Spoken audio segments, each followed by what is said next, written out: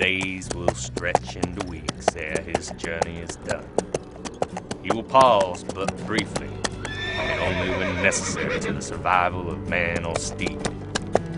And so, across the wind-lashed steeps, he rides. Up the western peaks, through driving snow. Majestic they are, he thinks, but mere hills compared to the mountains of his homeland, Samaria. And finally, down the eastern slopes, again into a warmer clime, and into Numidia.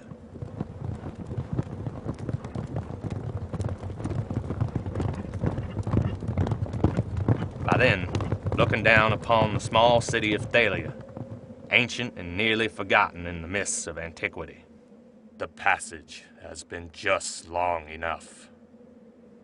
My beard is fully grown.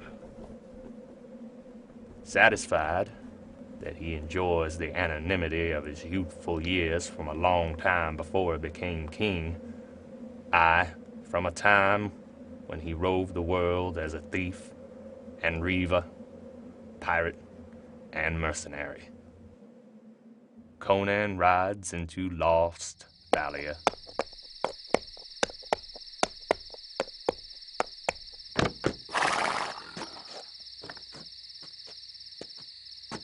In the tavern, he queries the keeper about a man named Fallon. An old friend, he says. Aye, Fallon has recently returned to Thalia. Just this morning, in fact. And has taken new quarters on one of the wealthy streets. The street's name?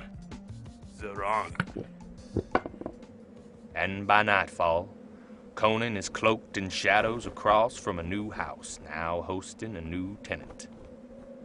Ah, here's the filthy beggar, though hardly a beggar now.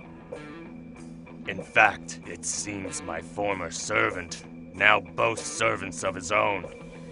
Bodyguards, meaning he is truly rich indeed, with riches and wealth, bought by a stolen sword. Hold, Phelan, lest I sully your fine new garments with blood. A thief! Protect me! It's what I am paying you for! Slay him! Bodyguards, in their defense, do their best to obey. But it is not enough.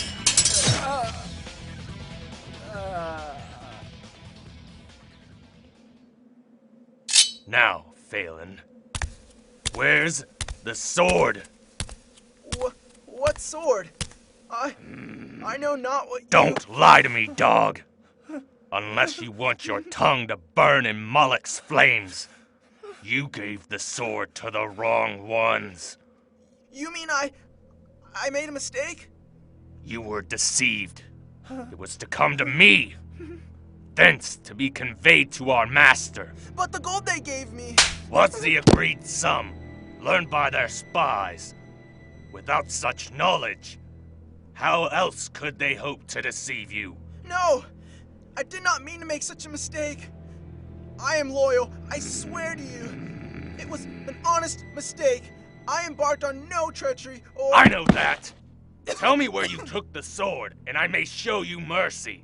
I took it to the mercenary camp by the arbor, the giant trees, in the hills to the east. No more than an hour's ride. They claim to represent our leader. Then, in a glint of moonlight, Fallon catches sight of unmistakable steel blue eyes above a massive beard. Conan! The king! Aye, dog. The king who brooks treachery with short patience. And he knows a last moment of horror before entering the darkness of eternity.